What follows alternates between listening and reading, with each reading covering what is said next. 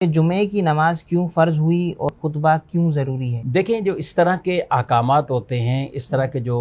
مسائل فرضیت اور رکعات کے حوالے سے، تو بیسک تو ہمیں یہ ذہن بنانا ہے کہ یہ اللہ تعالیٰ کا حکم ہے۔ صحیح۔ اب رب تعالیٰ نے جس کے لیے جو حکم فرما دیا، ہمیں فجر کی نماز میں، حالانکہ ہم ساری رات آرام کرتے ہیں، سوتے ہیں، فجر کی نماز ہیں تو اس میں 2 رکعت سنت، 2 فرض ہیں، 4 رکعتیں۔ اب کوئی اس کے برعکس سوچے اور یوں کہے کہ سارا دن کے ہم تھکے ہوئے ہیں لیکن عشاء کی نماز کی رکعتیں زیادہ ہیں، تو بھئی یہ بھی اللہ نے مقرر فرمائی، وہ بھی اللہ نے مقرر فرمائی۔ تو جو احکامات ہیں، بعض ایسی چیزیں کہ ان کی علت، ان کی وجہ پتہ چلنے سے، حکمت پتہ چلنے سے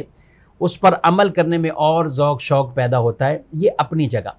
مگر بنیادی بات یہ سمجھ لینی چاہیے کہ کسی چیز کی حکمت سمجھ میں آئے یا نہ آئے، حکمت بیان کی ہوئی ہو یا نہ بیان کی ہوئی ہو، ہمیں بہر صورت ان پر عمل کرنا ہے، اور یہ سمجھ کر کہ یہ اللہ اور اس کے رسول صلی اللہ علیہ وسلم کا حکم ہے، ہم اس پر عمل کریں گے۔ کئی ایسی چیزیں کہ جن کی حکمت اس وقت تھی، اب نہیں ہے، لیکن حکم یہ ہے کہ اب بھی آپ نے ایسا کرنا ہے۔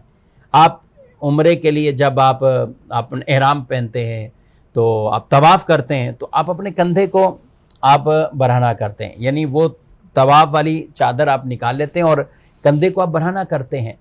تو اب بظاہر اس کی وہ حکمت نہیں رہی جو اس وقت تھی، لیکن اب بھی یہی حکم ہے۔ صفا مروہ پر کوئی پانی کو تلاش کرنے کے لیے نہیں دوڑ رہا ہوتا،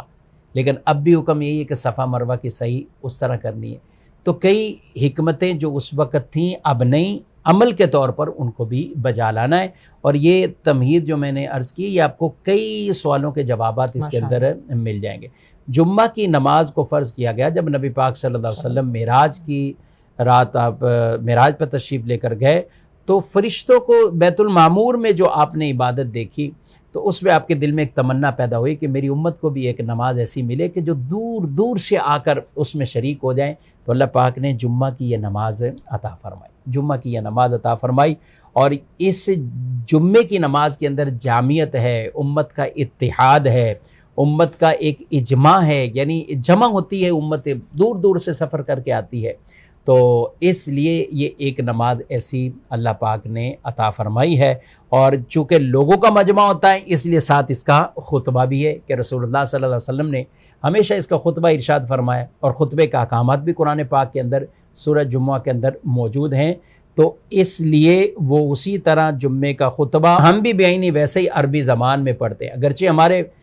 ملکوں میں پہلے اردو میں یا مختلف زبانوں پہ جہاں بھی جو لوگ رہتے ہیں تقریریں ہوتی ہیں، لیکن خطبہ اسی طرح عربی میں پڑھا جاتا ہے۔ یہی مسنون ہے، اور اس کے خطبے کے اندر کوئی اور زبان شامل کرے گا تو وہ بدعت سیئہ ہے، بری بدعت ہے، اور اس کی اجازت بھی نہیں ہے۔ تو جس طرح ہے اسی طرح خطبہ اور اس نماز کو ہم ادا کریں۔